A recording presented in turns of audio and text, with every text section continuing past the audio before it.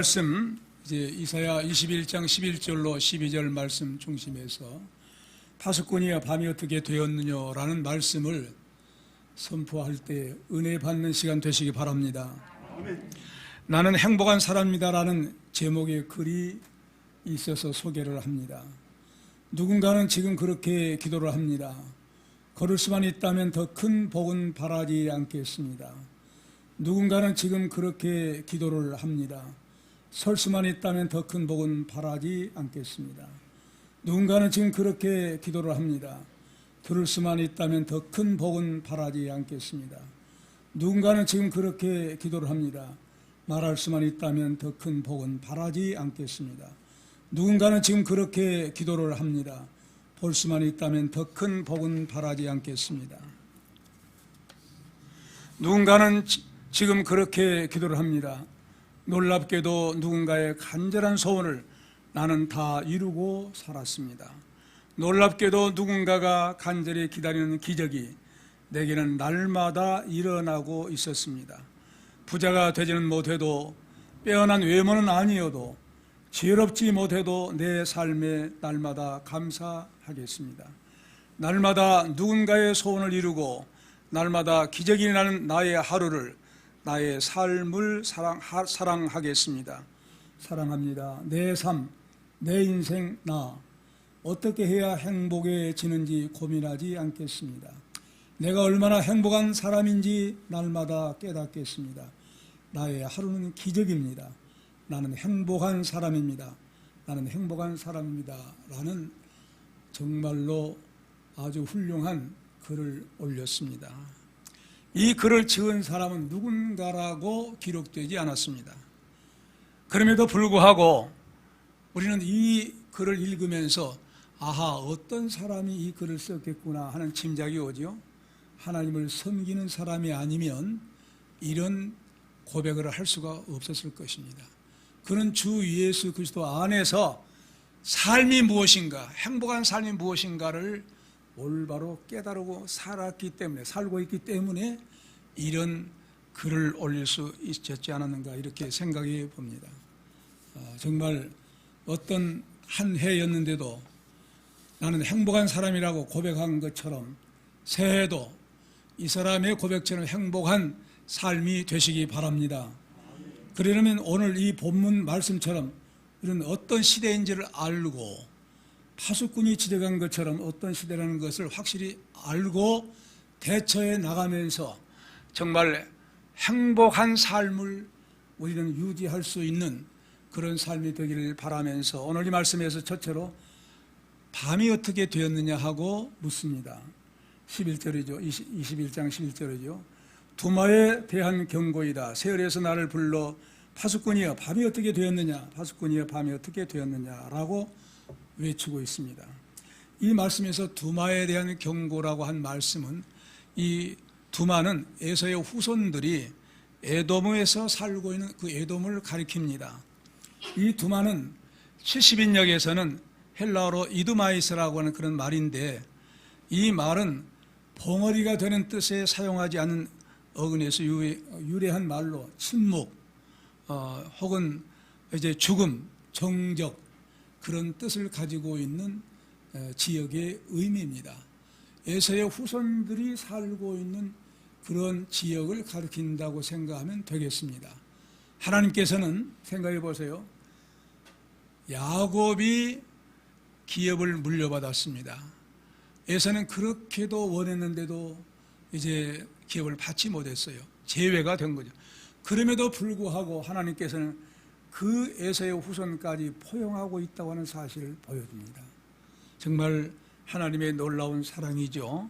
그래서 이 세련 후손들이, 에서의 후손들이 에돔, 바로 그 두마에서, 다른 말로는 두마죠. 두마에서 살고 있었는데 창세기 32장 3절에 보면은 야곱이 세일 땅 에돔들에 있는 형 에서에게로 사자들을 자기보다 앞서 보냈다는 그런 기록이 있습니다.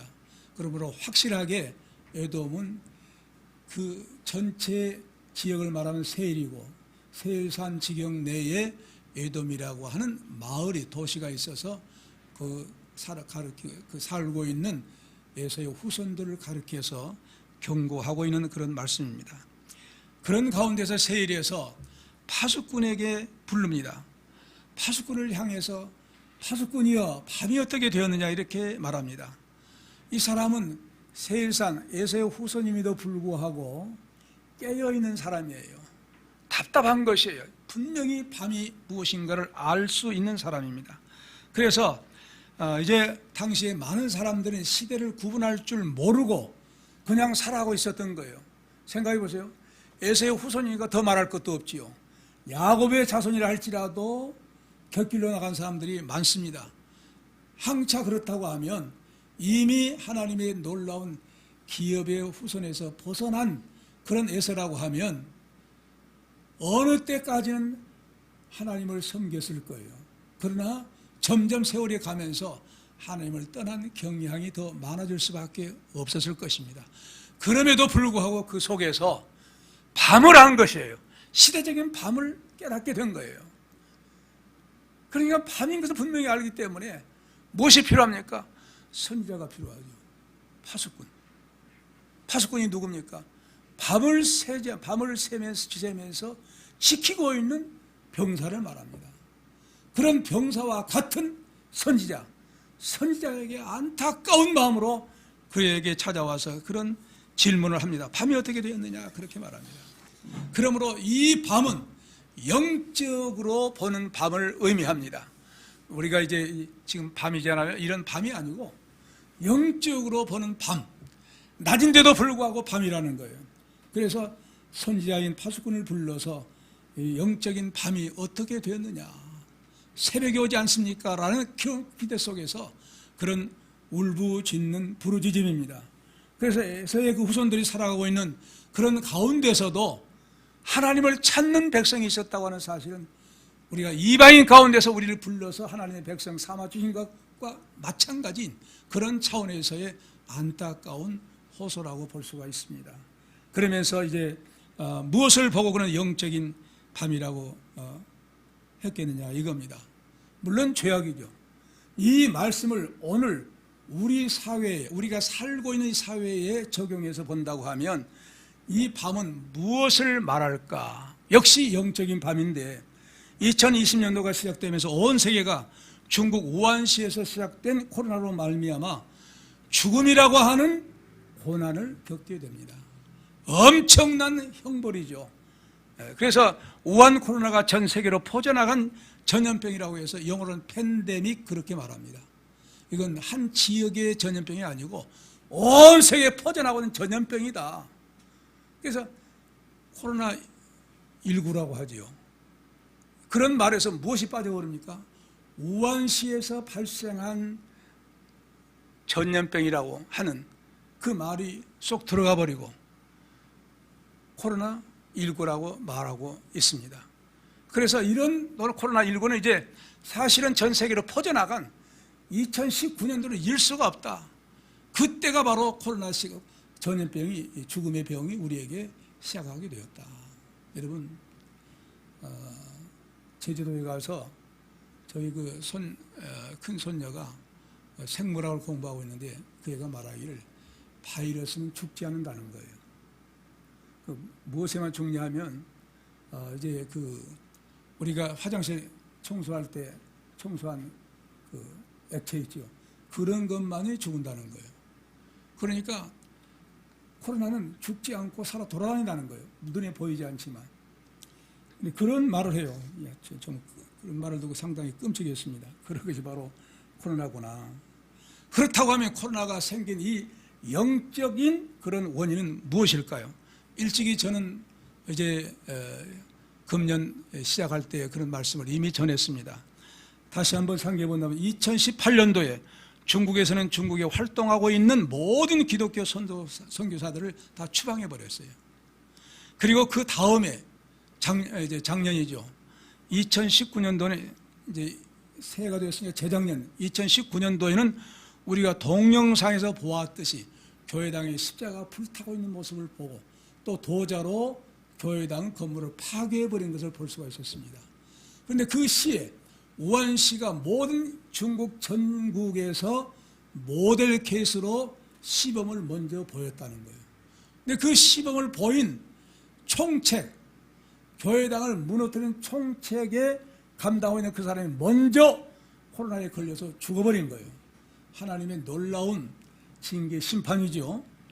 그래서 지금 코로나는 어떤 상황일까? 2020년 12월 28일 오후 7시 5분에 이제 인터넷에 나타난 대한민국 현황과 전 세계 현황을 이제 보아서 말씀을 드리는데, 확진자가 바로 5,780명, 사망자가 819명, 지금은 더 불어나고 있죠, 며칠 사이에. 또 완치가 3,968명, 전 세계적인 현황은 8,788만 3,007명 확진자, 사망자 1,764만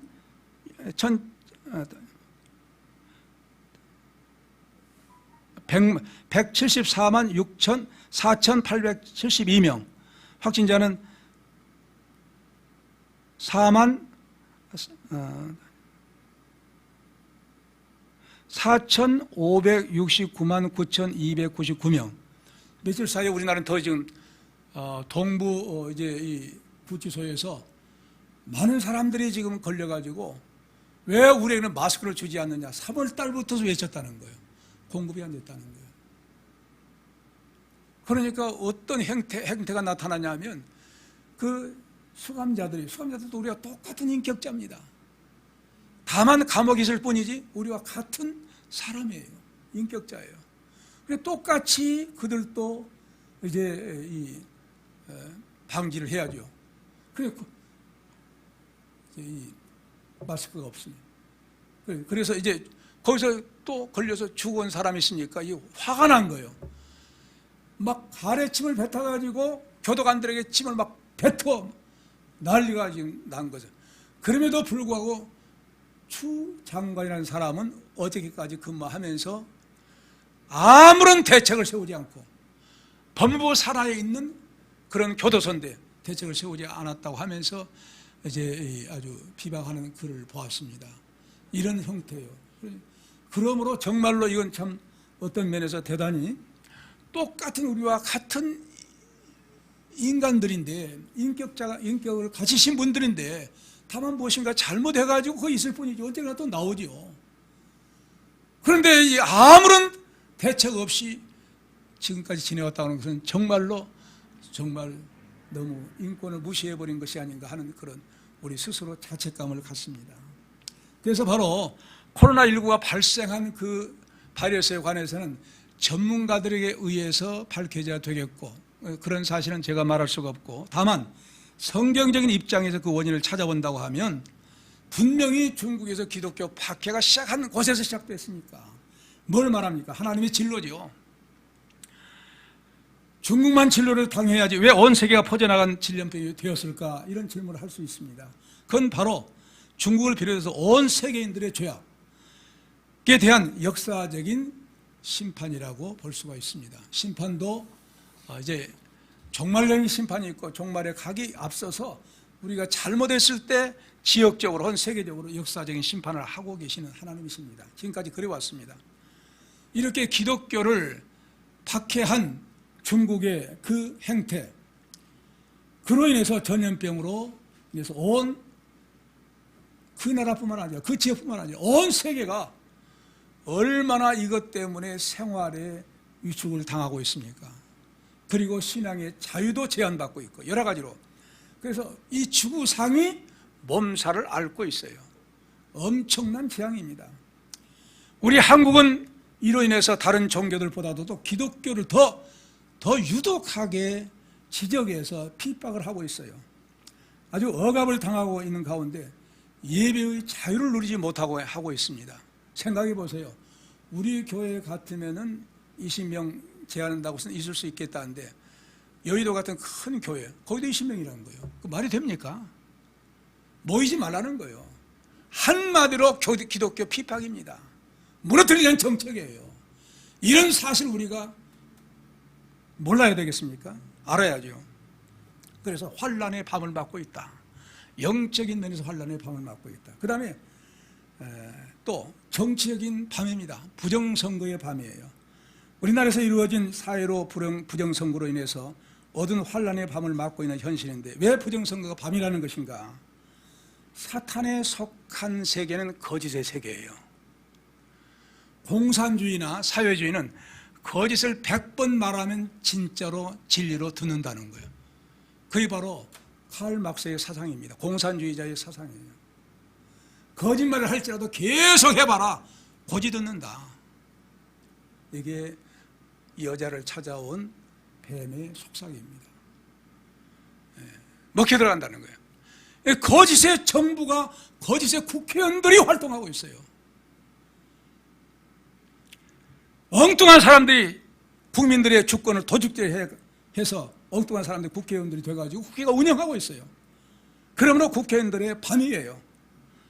사회로 선거가 분명히 부정선거로 여기저기서 밝혀지고 있음에도 불구하고 극소수만이 바로 외로운 싸움을 싸우고 있어요. 지금 우리가 살고 있는 대한민국은 여당에 맞서 싸울 수 있는 야당이 없는 시대에 살고 있어요. 여당 무슨 큰 소리 합니까? 언론에서 뭐라고 하냐면 말만 야당이지 행동이 없다는 거예요. 싸울 줄 모른다는 거예요. 불의에 관해 싸울 줄 몰라요. 생각해 보세요. 여기저기서 부정선거가 이제 일어났다고 하면 국회의원 당선된 사람도 배지를 내놓고 그때부터 싸웠어야 돼요. 부정선거 밝히라! 밝히지 않으면 우리 국회 안 들어간다. 그렇게 했다고 하면 빨리 이 거짓이 수습됐을런지 몰라요. 야당에서 국회의원 배지를 단 사람은 꿀 먹어버린 벙어리. 야당다운 야당이 있어요? 없어요.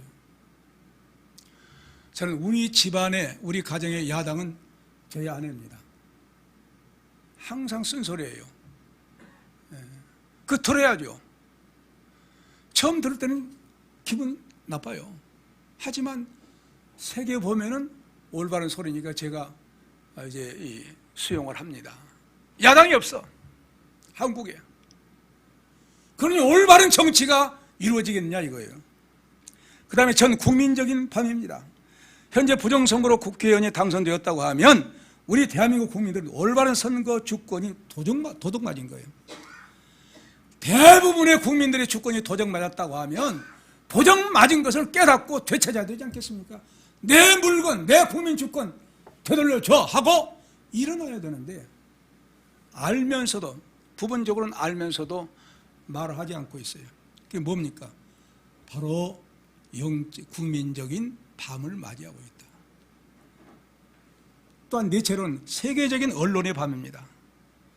놀라운 사실은 민주주의의 가장 꽃이라고 할 수 있는 미국, 모든 언론, 그 주류 언론들이 거짓에 속한 언론들이에요. 이 트럼프 대통령이 4년 동안요, 이 거짓 주류 언론들과 싸우면서 지금까지 나온 것을 볼 수가 있습니다. 그런데 바로 미국 역시 11월 3일 날 대통령을 비롯한 국회의원 선거가 부정선거로 이루어졌다는 거예요. 부정선거가 우리나라만이 아니라 똑같은 기계, 컴퓨터 조작으로 이루어졌다고 하는 거예요. 그래서 이제 인천에서 당선된 민경욱 국회의원이 떨어졌잖아요. 부정선거 고소했죠. 그 사람이 워싱턴에 가서 이 소식을 전했다는 거예요. 우리 대한민국이 컴퓨터 조작으로, 중국의 컴퓨터 조작으로 우리가 많이 떨어졌다. 이런 것이 반드시 미국에 올 것이다. 그대로 적정됐잖아요. 이런 것을 보면 미국 주류 언론에서는 바이든을 대통령 당선인으로 발표하고 있습니다. 가짜 언론이죠. 언론이 대통령 만든 것 아니잖아요. 국민들이 선거에서 대통령 만든 것인데, 가짜 언론들이 가짜를, 바이든을 대통령 당선인이라고 계속 말하니까 그 말을 그대로 받아들인 한국의 주류 언론들 다 가짜. 방송 마찬가지예요. 바이든을 당선인이라고 그렇게 발표를 해요. 참 속으로 저는 정말 걱정이 됐어요.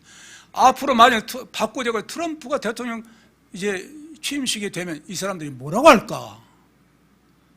오히려 염려가 되더라고요. 아직 미국 정부에서 공식적으로 대통령 당선이 누구다 한 발표가 없어요. 그래 트럼프도 아니고 바이든도 아직 아닌 거예요. 싸우고 있어요 지금. 누가 진짜로 대통령 당선이냐 하는 것을 이제 1월 6일에는 알게 되고 1월 20일에는 취임하게 될 거예요. 그때까지는 아무도 아닌 거예요. 그런데 당선인이라고 그렇게 말을 한다고 하면 그건 진짜가 아니잖아요. 가짜예요. 가짜 언론을 계속해서 국민들한테 전해줘요. 그러면 우리가 국민들은 그 방송을 듣고 뭐라고 했으면 가짜에 속아서 그런가 보다. 가짜 속에 살고 있는 거예요. 이것이 바로 가짜는 거짓입니다.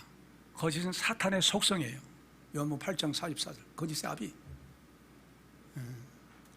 미국을 비롯해서 어떤 나라의 언론도 진실을 전달하고 있는 언론이 거의 없다고 하는 것이 지금 이 사회입니다. 우리가 살고 있는 이 세상입니다.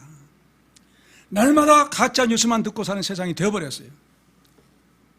그래서 깨어있는 사람들은요, 현재 우리 자유민주주의 대한민국 현 정부에 의해서 조국 전 법무장관의 사회주의 신념을 가지고 있다고 하는 것을 변치 않다고 하는 사실을 고백한 것처럼 사회주의로 길들여지고 있는 이 사회, 우리나라 현실입니다. 그런 차원에서 탄식을 해요. 사회주의로 좀 가고 있네. 그래서 특히 한국 교계 지도자들을 자처한 그런 목회자 지도자들이 파수꾼의 사명을 저를 비롯해서 못하고 있어요. 꿀 먹어버린 벙어리가 된 거예요. 아무도 일어나서 잘못되었다고 지적한 교계 지도자들이 없어요. 탄식할 일 아닙니까? 그런데 다행스럽게도 어제 신문에 한국교회 언론회에서 전체 신문의 전면 일면을 다 광고를 냈더라고요. 거기에 바로 문재인 정권은 헌법을 지켜라 하면서 내용을 아주 샅샅이 내용을 이제 증거를 대면서 말을 했어요. 그러면서 규탄 성명서를 냈어요. 그거 보고 그래도 한국 교회가 한국 언론에서는 살아있네. 그런데 큰 교회 목회자는 지금 못하고 있어. 큰 교단들의 교단장들이 지금 못하고 있어요. 저는 이 사실을 이제 안타까워서 우리 교단에 이제 얘기하려다가 우리 교단 아야 틀렸기 때문에 말을 안 했어요. 그래서 이런 놀라운 사실이 지금 우리나라에 가짜들이 판치고 있는 세상이에요. 파수꾼의 사명은 넌 가짜다. 이 정부 가짜다. 국회의원들 가짜다. 하고 일어나야 되지 않겠습니까? 이게 진리에 선 사람들이죠. 선지자의 사명이 뭐예요? 죄악에 빠져 있는데 그대로 보고 있어? 그게 선지자입니까? 아니잖아요. 구원해내는 게 선지자 아닙니까? 파수꾼이 선지자라는 거예요. 그러면서 바로 이강로 목사를 비롯해서 정말로 꿀먹은 벙어리가 되었으니까 내 자신이 자책한 거예요. 내 자신이 정말 하나님 앞에 죄송스럽고 교인들한테 죄송스럽고 백성들한테 죄송스러운 거예요. 할 말을 못한 거예요. 나 자신을 비롯해서 한국교회 목회자들은 이 주사파 정권의 정체를 분별하고 정신을 차려야 할 것인데 자유민주주의가 사라질 날까지 막 간다고 하면 오한폐렴처럼 괴질처럼 퍼져나가서 언제 우리가 이런 사회에 살고 있었는가를 알지 못한 가운데 개구리가 물을 끓인 속에 들어가서 점점 조금 덜 끓는 가운데 살아있다가 점점 뜨거워지면 결국 나중에 죽는다고 하잖아요. 우리도 알지 못한 가운데 지금 엄습해 오고 있어요. 사회주의가 엄습해 오고 있어요. 이게 지금 사회주의입니다. 생각해 보세요.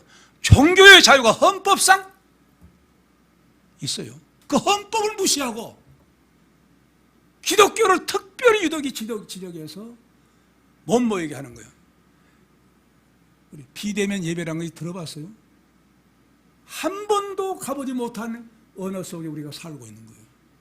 모이지 말라는 거예요. 물론 조심해야죠. 물론 우리가 다 방비책을 쓰면서 해야죠. 하지만 큰 교회도 텅텅 비어서 서너 사람이 예배 드려야 이것이 옳은 일입니까? 왜 그런데 말 못해요?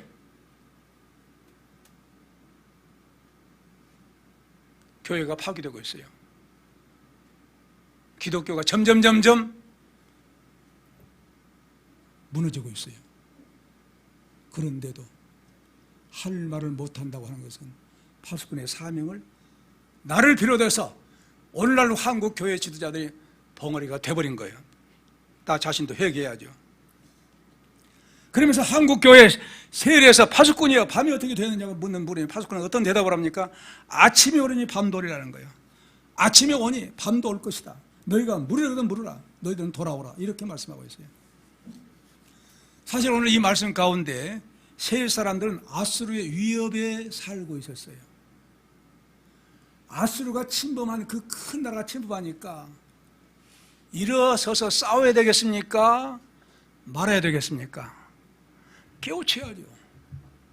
선지자들 있다면 깨우쳐야죠. 아수르가 침범해 온다. 우리 준비하자. 우리 일어서자. 맞서 싸우자. 해야 될 것 아닙니까?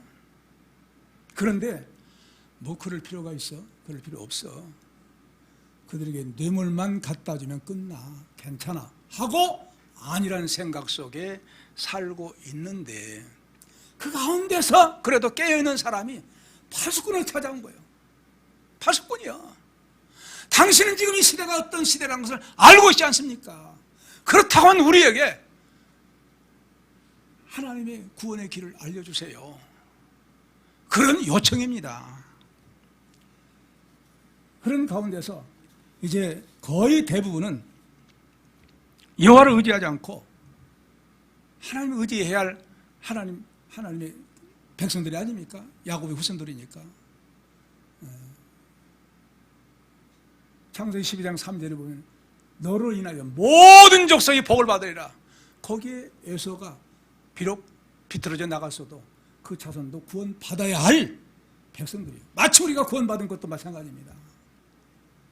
그런데 바로 그들에게 아수르에게 이 아수르가 이제 무서운 병력을 가지고 침범을 할 텐데 깨닫지 못하고 그냥 항복하고 그냥 조공이나 바치고 살지 뭐 이런 식으로 안일하게 대처한 거예요. 그러니까 답답해가지고 주권을 빼앗겨버린 것이 얼마나 큰 고통인지 알지 못하느냐.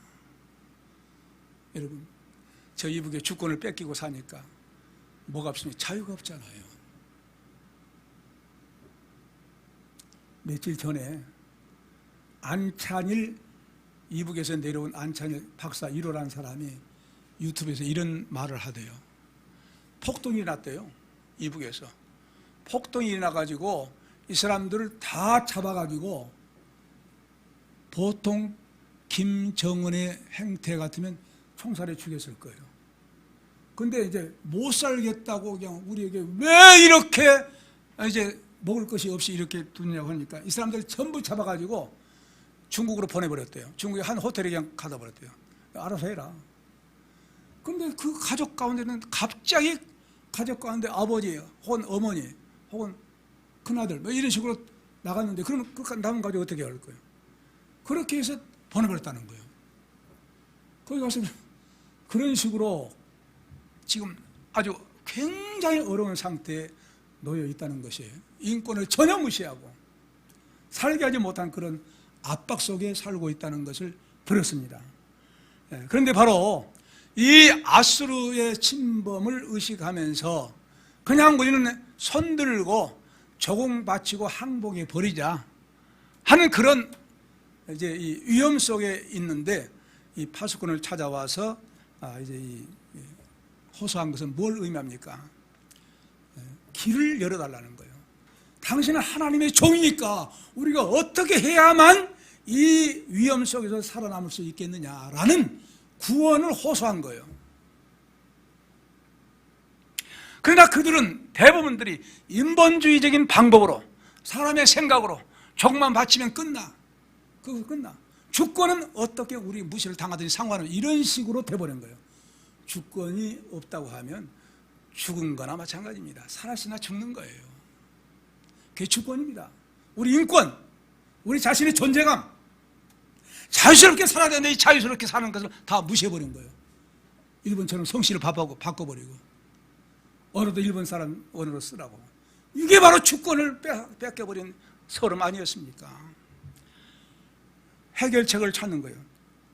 그런데 이 물으니까 선지자에게 해결책이 나옵니다. 뭐라고 합니까? 너희가 물으려거든 물으라. 그럼 뭐라고 해요? 너희는 돌아오라 그래요. 너희들이 계속 나에게 물으려고는 계속 문의해봐라. 계속 문의해봐라. 나는 똑같이 너희들에게 말한다. 너희는 돌아오라. 누구에게 돌아오라는 거예요? 하나님께 돌아온 거예요. 회개하고 죄를 회개하고 하나님께 돌아오라. 이게 살 길이다. 할렐루야. 이게 회개하고 돌아온 길만이 살 길이다라고 한 사실을 제시합니다. 역대하 7장 14절에 내 이름으로 일컫는 내 백성이 그 악한 길에서 떠나 스스로 겸비하고 기도하여 내 얼굴을 구하면 내가 하늘에서 듣고 그 죄를 사하고 그 땅을 고칠지니라. 하나님께 돌아오면 누가 아수르 군대도 막아준다는 거예요. 하나님이 막아준다는 거예요. 잠언 28장 13절에 자기의 죄를 숨기는 자는 형통치 못하나 죄를 잡아가고 버리는 자는 불쌍히 여김을 받으리라. 살 길은 회개한다는 거예요. 우리 역시 마찬가지입니다. 내 자신 마찬가지입니다. 이 목사 역시 마찬가지입니다. 내가 영적으로 살 길은 내 자신이 회개하는, 죄를 회개하는, 내 죄를 내가 회개하는 거예요. 여러분도 마찬가지죠. 그래서 바로 다사다난한 한 해를 우리가 2020년도를 지내왔습니다. 환란이죠. 이런 때 이 환란을 벗어나서 이제 우리가 맞이하는 2021년도 새해는 복된 새해가 돼야 되겠는데 어떻게 하면 복된 새해로 맞이할 수 있을 것인가? 첫째는 감사예요. 우리는 환란 중에서도 우리를 지금까지 보호해 주신 분이 하나님이시기 때문에 생각해 보세요. 어떤 분은 목회자라도 코로나에 걸려서 죽었다고 하지 않습니까? 물론 지병이 있었다는 거예요. 나이도 70대고. 그럼에도 불구하고 우리가 상관없지 않아요. 우리는 그 사람 죽으니 우리가 죽어야 돼요? 상관이 없는 거예요. 어떤 목사가 죽었으니까 우리도 죽어야 돼요? 아니에요. 우리는 우리예요. 하나님과 우리와의 관계는 개별적인 하나님과의 우리 관계 믿으시기 바랍니다. 다른 사람이 어쨌다고 해서 유행에 떨지 마세요. 왜? 그 사람은 그 사람이요. 그 사람은 하나님 운명이요. 나는 나요. 믿습니까? 이런 신앙 가져야 돼요. 내 운명은 나예요. 나 하나님 주관해요. 그래야지. 그 사람에 의해서 우리가 흔들리게 됩니까? 운명이? 아니잖아요. 개별적이에요. 그럼에도 불구하고 많은 사람이 죽어갔는데 우리를 여기에 살아있게 해주셔서 오늘 예배를 드리게 되니까 얼마나 은혜에 감사합니까? 그래서 범사에 감사하는 말씀대로 항상 감사하면서 살 수 있는 새해가 되시기 바랍니다. 두 번째로 회개예요. 2020년도 하나님을 잘 섬기지 못한 죄값으로 이제 우한시의 죄값 또 전 인류의 죄값으로 온 세계화가 돼버린 거예요. 우리도 한국에 예외가 없어요. 그러므로 우리 자신들이 회개하면서 살아야 돼. 회개하면서 살아가야 되겠죠. 회개만이 살 길이에요. 왜? 회개하면 하나님께서 살게 해주시니까. 그 다음에 세 번째 새해는 하나님과의 동행해야 됩니다. 하나님과 더욱더 동행하는 삶. 생각해 보세요. 하나님과 동행하는데 코로나가 오겠습니까? 하나님과 동행하는데 물론 죽은 목사도 하나님과 동행했겠죠. 하지만 그 사람과야 뭐 운명이요. 나와는 상관없어요. 내가 하나님과 동행한다고 하면 생각해 보세요. 내가 하나님과 동행하는데 내 안에 하나님이 계신, 내가 하나님 안에 내가 있고 제가 내 안에, 내가 제 안에. 요한복음 15장 5절 7절. 그리고 출애굽할 때 이스라엘 백성은 양의 피를 문설주에 바름으로 죽음의 재앙이 물러갔잖아요. 왜 우리는 이 구원의 놀라운 복음, 이 생명의 약속을 믿지 못합니까? 믿으시기 바랍니다. 능히 믿어서 재앙이 물러갈 믿음을 가져야죠. 죽은 사람은 죽은 사람, 그 사람이 믿는 그 사람 그 운명대로 죽은 거예요. 하지만 나는 이 믿음 속에 살아 하고 보혈의 놀라운 은혜, 그리고 하나님 동행한 가운데 하나님과 함께하고 있는데, 원수는 한 길로 왔다가도 일곱 길로 도망친다고 했잖아요. 이 놀라운 은혜 속에 살 수 있는 하나님과의 동행한 삶으로 새해에 하나님과 동행한 가운데 늘 주 안에 있는 나에게 딴 것이 있으랴 오직 평강만이 넘치고 주 안에 있는 행복이 넘치고 건강이 넘치고 생활의 복을 받는 사랑하는 모든 새해 성도들의 삶이 되시기 바랍니다. 기도합시다. 아버지 하나님, 하나님의 은총을 감사합니다. 우리가 무엇이간 내처럼 사랑해 주셔서 허물과 죄로 이미 죽었던 우리 살리실 뿐만 아니라 이 험난한 코로나19 환난 속에서도 우리를 지켜주신 하나님의 은혜 너무 감사합니다. 살아야 할 만한 이유가 있으니까 아니라 전적으로 하나님의 은혜 속에 살게 해주신 이 은혜 때문에 오늘 우리가 하나님 앞에 감사하면서 아버지 하나님, 우리의 잘못 회개합니다. 우리가 잘못 살았던 거 용서하시고 늘 하나님과 새해는 동행한 삶으로 어떤 재난도 환난도 우리를 지나갈 수 있는, 우리에게 침범하지 못하는 믿음의 승리자, 생활의 복을 받는, 건강의 복을 받는, 범사에 들어가도 나가도 하나님과 동행하면서 영광 돌리는 복된 삶이 기약되게 하여 주시옵소서. 예수 그리스도 이름으로 기도합나이다. 아멘.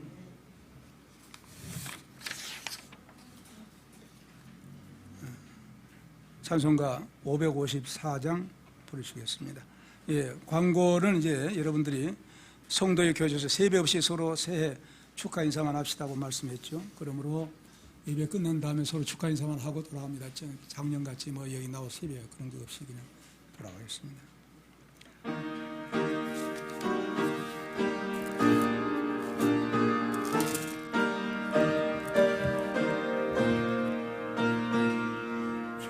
종소리 크게 울려 저 먼 내가 가는데 옛것은 올려보내고 새 것을 맞아 들이자 시기와 번제의 생각 모두 다 울려보내고 순결한 삶과 내 마음을 다 함께 맞아 들이자 그 영한 빌병 고통과 또한 이 없는 탐욕과 전쟁은 울려보내고 영화를 맞아 들이자 기쁨과 넓은 사랑과 참 자유의 행복 노래를 이 땅에 어둠 보내고 주 예수